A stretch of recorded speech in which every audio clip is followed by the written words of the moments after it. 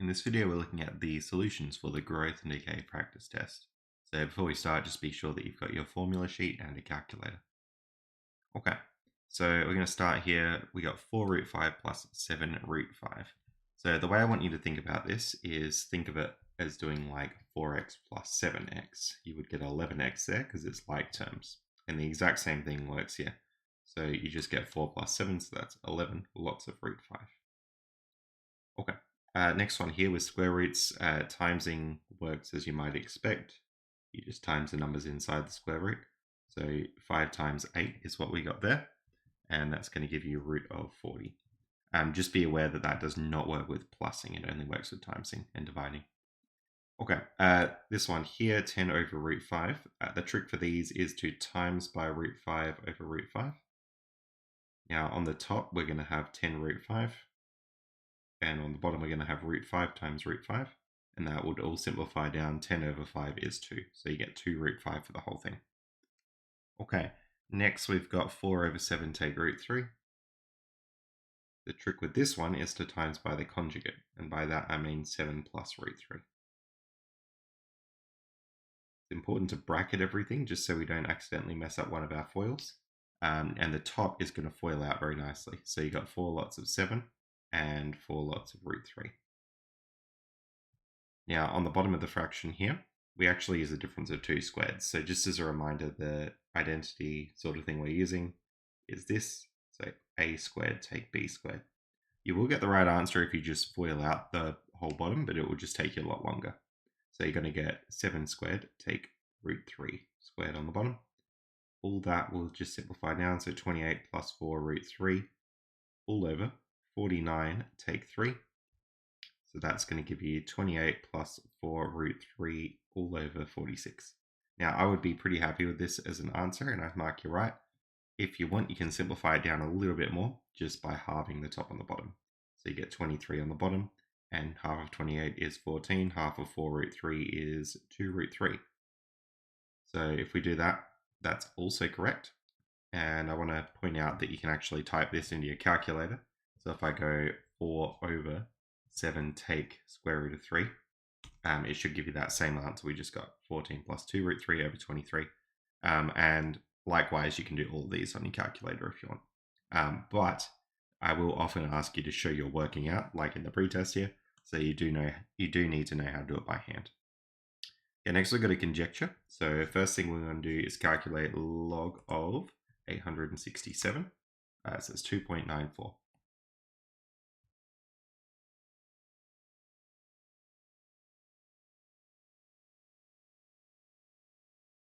Okay, complete this table. So number of digits, you just count up how many digits there are. In this one, there's 1, 2, 3, 4, 5, 6 digits. And then in the next one, I reckon there is 8 digits. Okay, then we've got to do log of the numbers. So log of 1, 4, 3, 4, 6, 7. We type that in, we get 5.16. And for the next one, log of 1,000,9876, 7.00 essentially.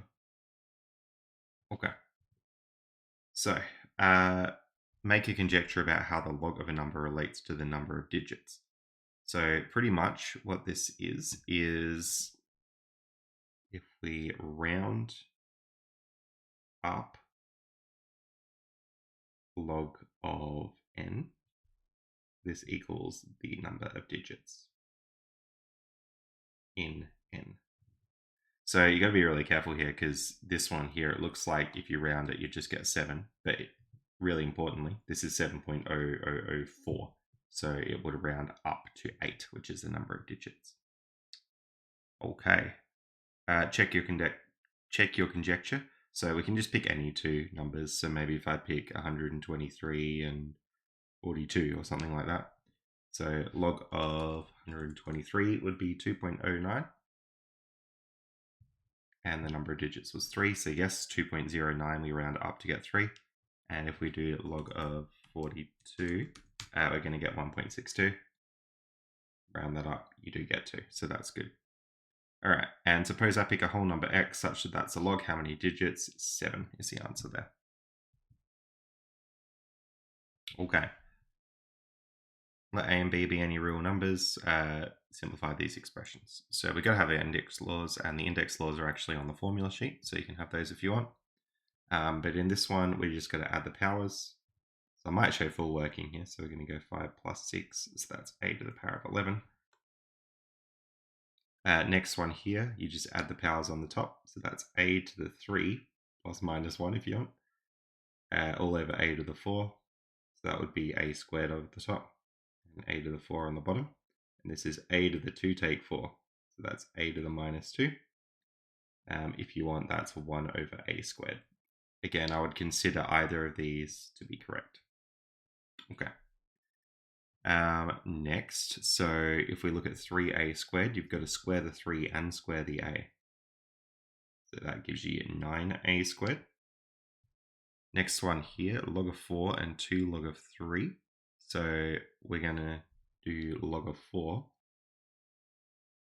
plus log of 3 squared. So the 2 comes up. That's one of our log laws, which should be on the formula sheet. So this is log of 4 plus log of 9. And then we can just do log of 4 times 9 to get our final answer. So that is log of 36. All right, this wonderful question here.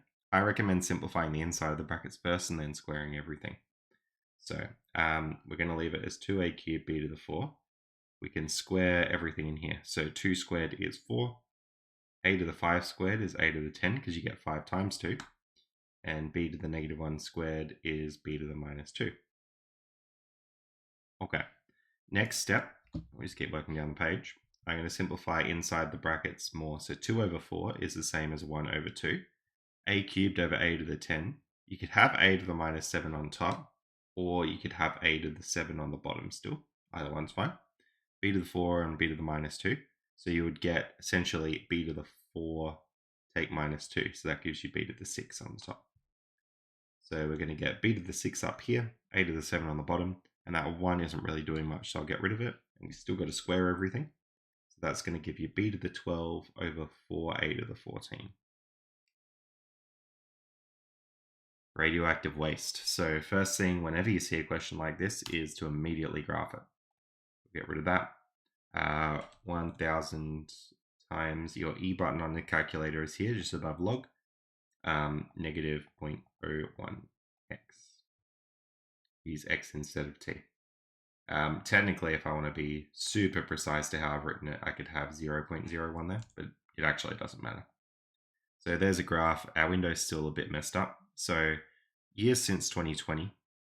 So maybe if we go x is time, maybe let's look at 100 years, although the question seems to be asking about 200 and 400 years. So maybe I want to even go up to 500. And 1000 is our starting value, and it's going to be decaying. And basically, you just need to look at the numbers in the formula. So maybe let's go 1200 for y max. Sorry, y min 0, y max 1200. And let's see if we can graph this. That looks a bit better. Now, if I ever give you a graph like this, or the SACE exam gives you a graph like this, you can actually use this to influence your window. So you can see that it goes up to about 500 on the X, and it does go up to about 1200-ish on the Y. So that's another way you can figure it out. Okay, initial mass is going to be W0. Now, you can calculate this by going 1000 times e to the minus 0.01 times 0. Like, you can plug in that t value there. But since this is a 1 mark question, we just need the answer. And easiest way to get that is go F1 trace on your calculator, type 0, and you get 1000. 1000 grams. Okay. Yes, it's in grams, good. Similarly, 200, so trace 200. So W200. Again, you could plug it into the equation, but we don't need to. It's 135.3. So let's go 135 grams, just because we'll go to 3 significant figures here. All right, sketch a graph of WT against T for the first 400 years. So we've sort of got that. I'm going to put on the 2 numbers that we've learned so far. So at 0, there's 1000. And at 200, we're sort of at 135. So this would be 100 here, and that would be 200. So we going to have another dot about there. And then I always like to do a few dots in between. So 100 goes up to 367. So let's put that dot there. I might even do a dot at 50, which is 606. About there. And let's do a dot at 150 for good measure, 223. And then I might just do dots at every 100 from now on. So 300. Can't read that. 49, I think. Go there. And then it sort of levels off. So that should be enough dots to give us an idea of what it looks like. When you connect the dots, make sure your graph is very smooth, so no spiky bits or jagged bits or anything. You go smoothly through the dots. So in other words, do not just connect the dots with a straight line, try and connect them with an actual like mathematical curve, which is smooth. Okay, what else do we need? So I've just put an arrow on the end of it. We need the equation. So WT is 1000 times e to the minus 0.01t. Okay, and then it also wants us to sketch a horizontal line at W is 100. So you would use a ruler for this, but I don't have a ruler. So just going to sketch that horizontal line in for this. And we'll label it so WT is 100. Okay. Now, the waste needs to be 100 grams or less, and then we can stop supervising it. And we can use our results from C and D to estimate this. So the actual guess of when this graph hits that value is maybe like 200 and that would be 20, 40, 60, 80. So about 230 years. Okay. Now, if you want to get this sort of more precisely and just make sure you're right, you can go gsolve, xcal, and type y is 100, and we get about 230 years. Actually, that's amazing. We got it exactly right. So about 230 years. So it will take about 230 years to drop to 100 grams. So what else have we got to do? Explain how we got our estimate. This was found by looking at the intersection of the decay graph WT with the horizontal line WT is 100.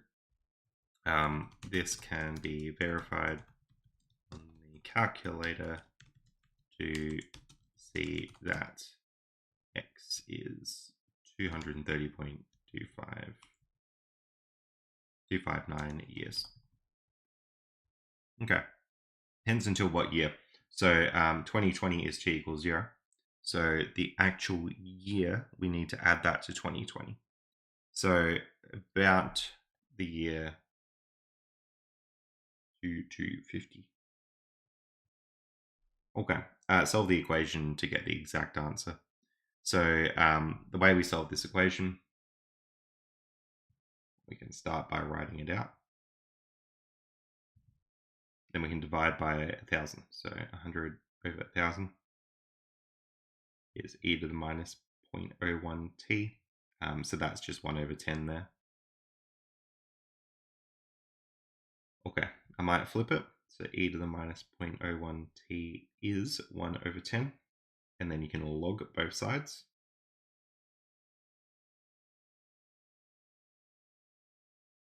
I'm using natural log here. And the beauty of that is that the left-hand side literally just becomes minus 0.01t.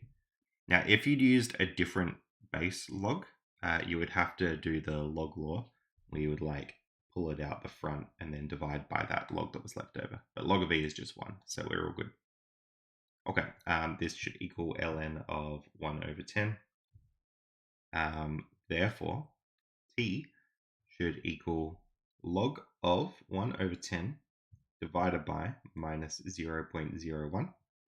And I would be happy with this as a final answer.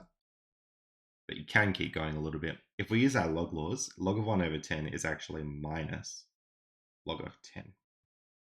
I'd encourage you to maybe pause the video and think about why that's true. Hopefully you've done that.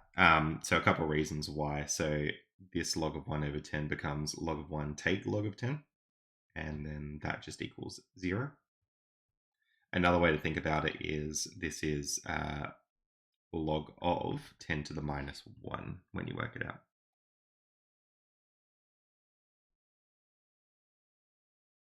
And then the minus can come out the front. Okay.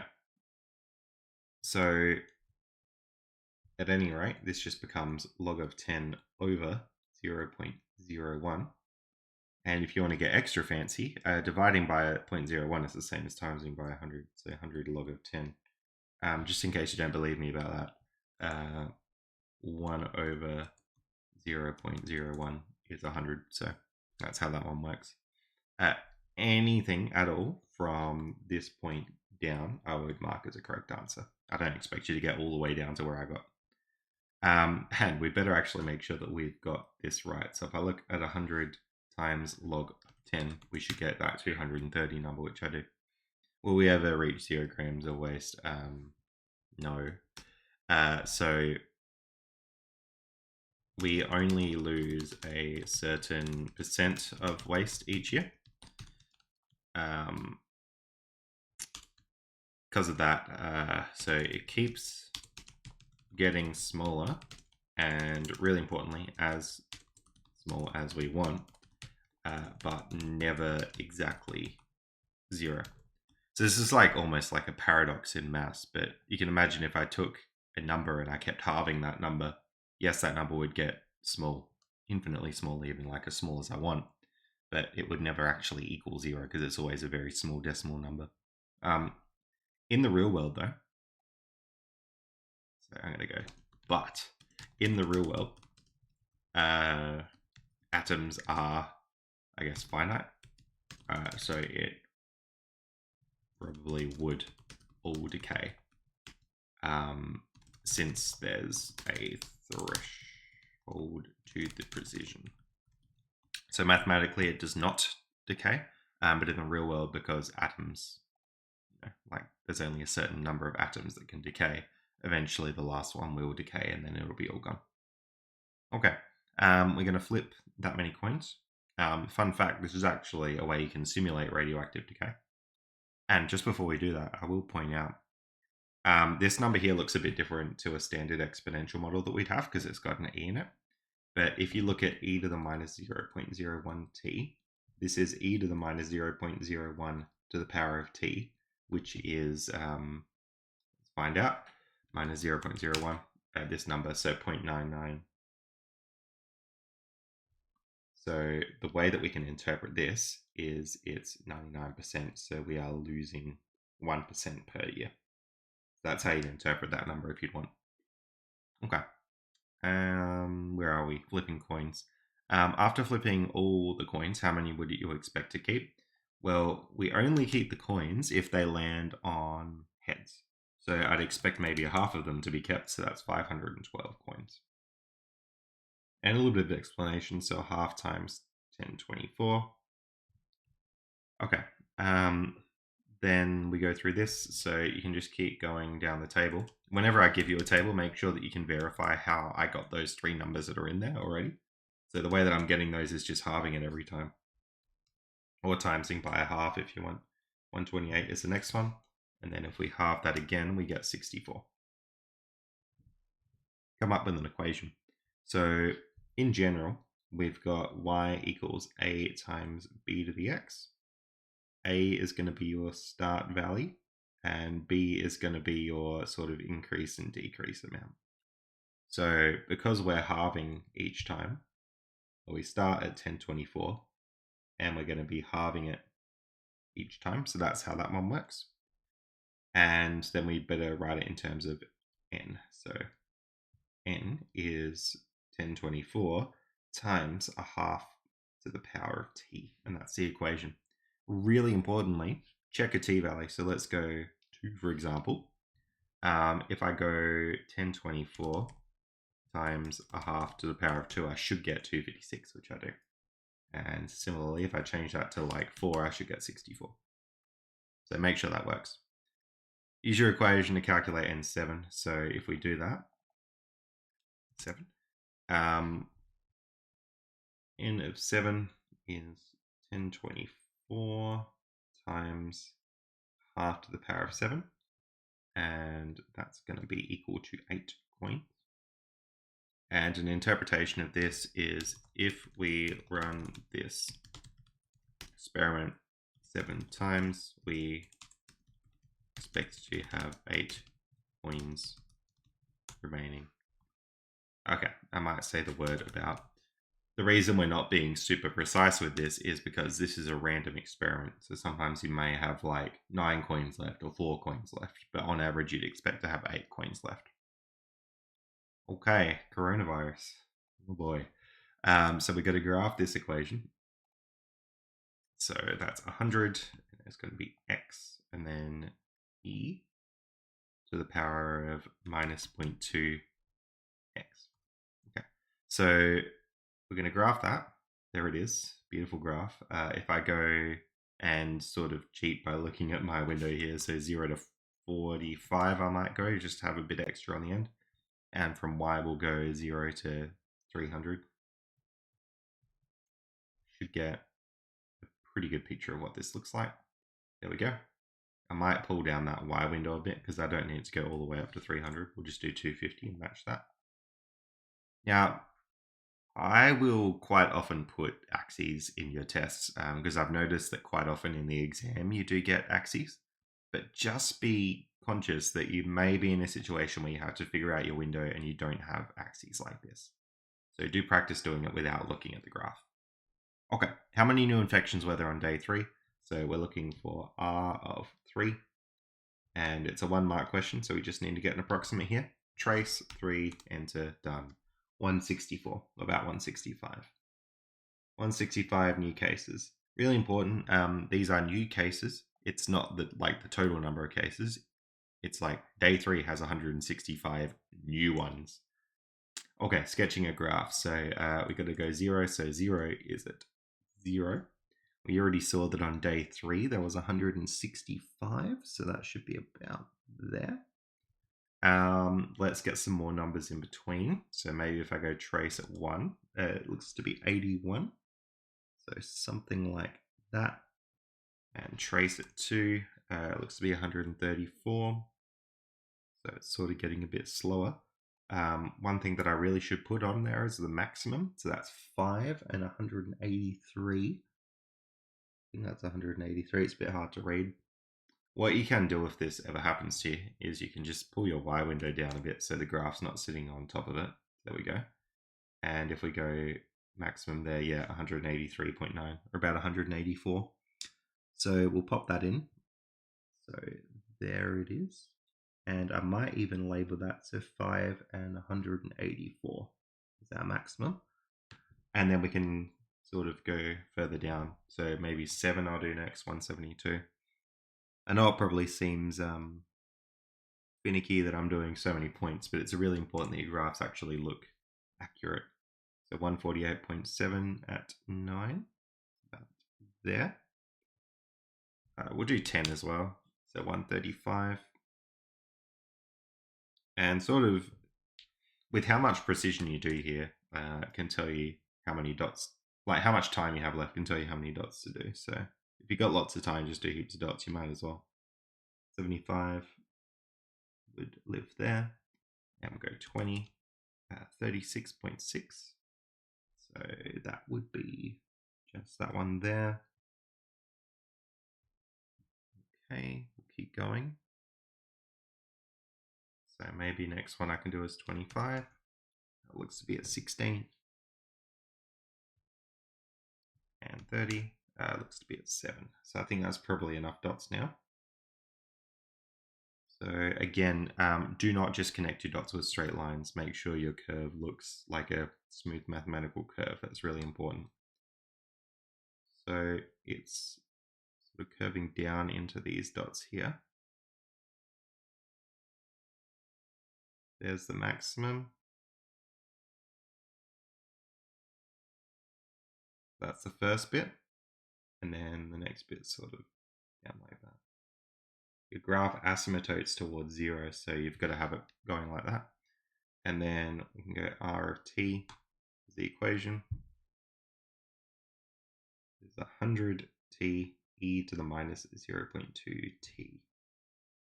Wonderful. Okay.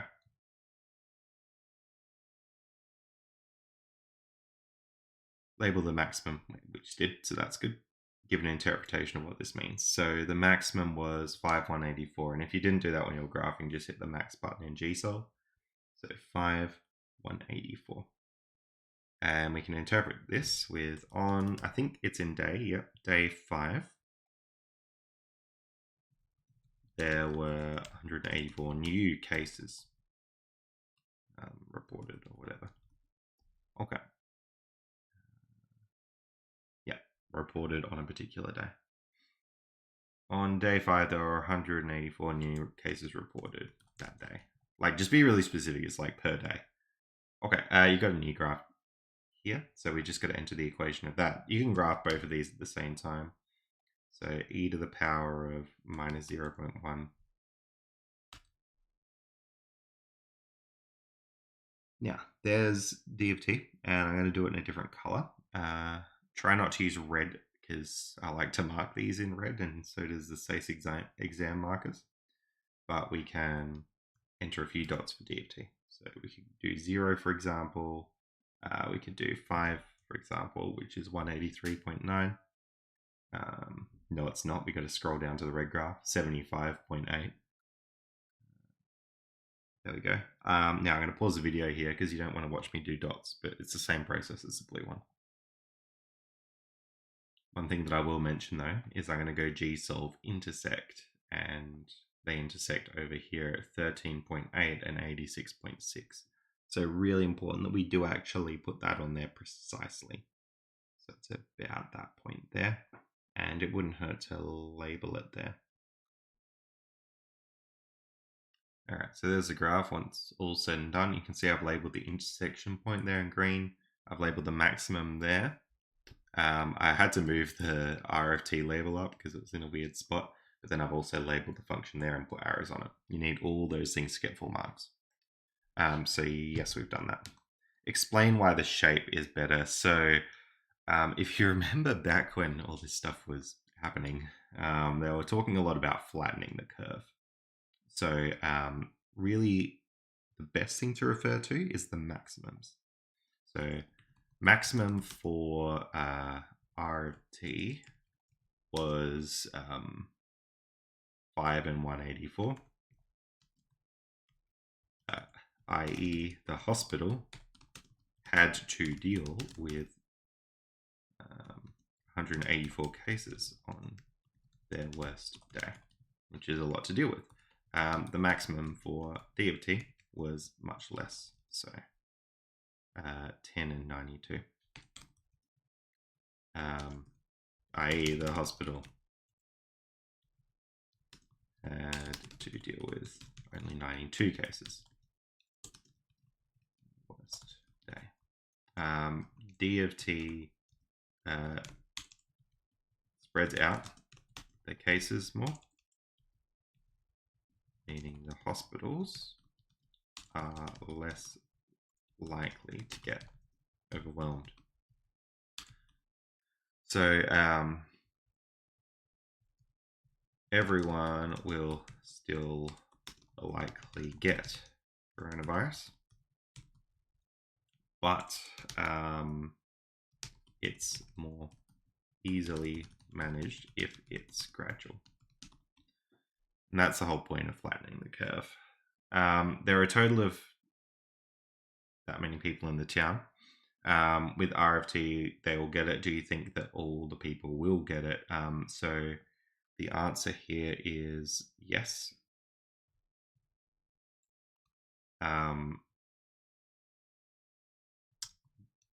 D of t is more spread out and has less new cases at the start, but eventually the graph goes higher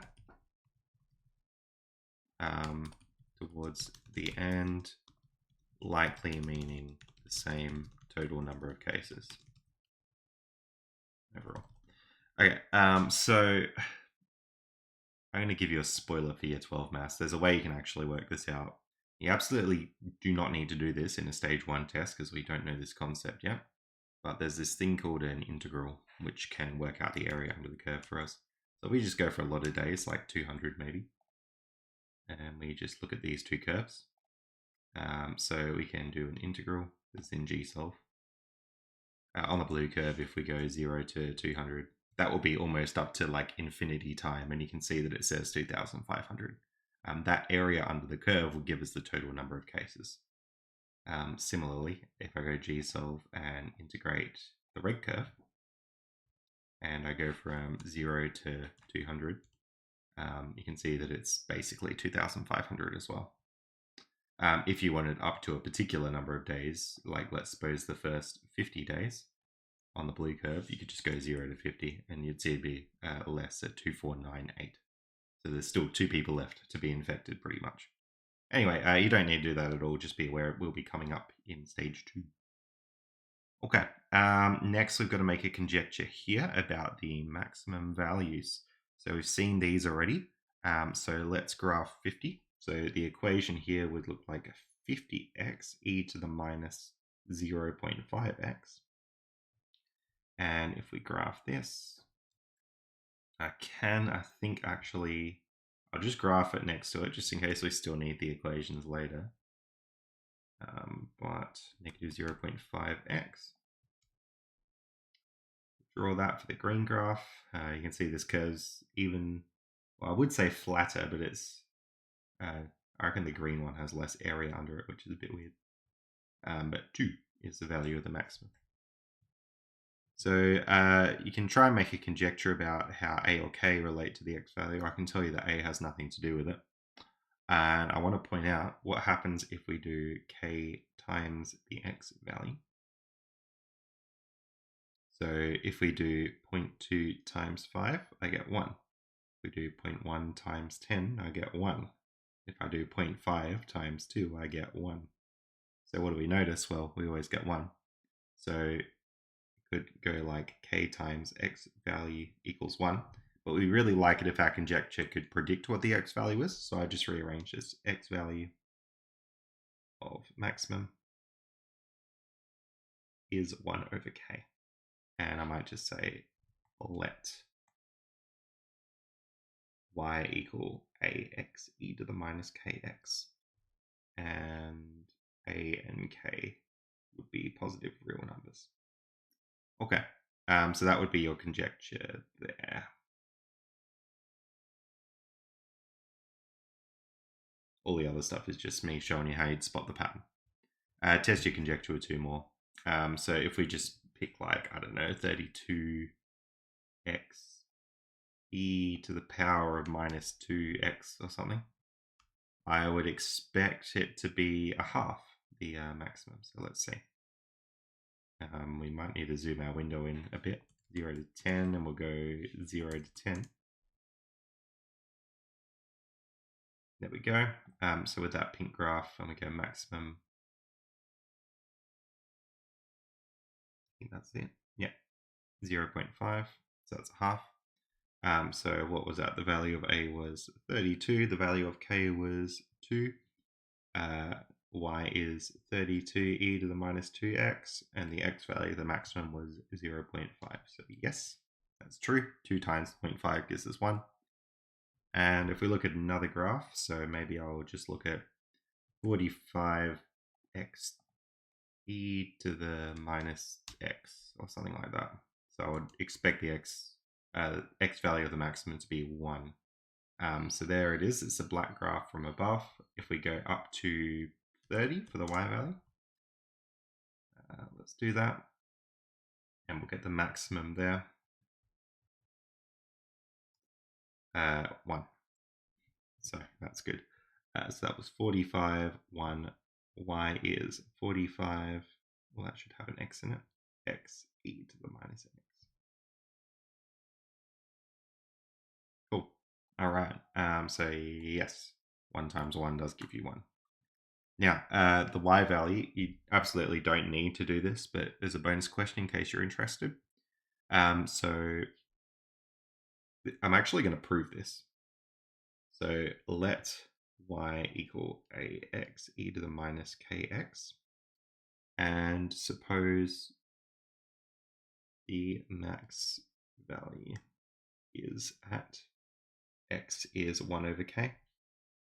Then the y value, the way we get that is we just sub it back in. So y is a 1 over k. So we're subbing in for the x values. E to the minus k 1 over k. So this would be a over k out the front. And this just becomes e to the minus 1 there. So that is a over ke. So for example, this maximum here, so the y value was 16.5. If I do a over ke, so that would be 45 over k would be 1 times e to the power 1. Should be 16.55, which it is. And you can check that for any of your other ones. So there's the y value. So the max of a search function is 1 over k and a over ke. It's like that. And as I'm sure you can imagine, search functions are very useful for modeling things like disease spread or like a rumor spreading through a school or something like that, or growth of populations. There's lots of applications for these. And that'll be it.